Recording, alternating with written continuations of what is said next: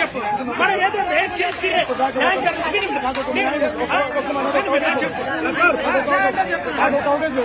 నాకు ఒక అవకాశం ఇప్పుడు దాకా వీళ్ళు 100 మంది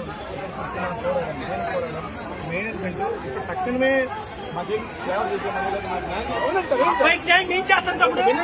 సహాయం చేస్తాను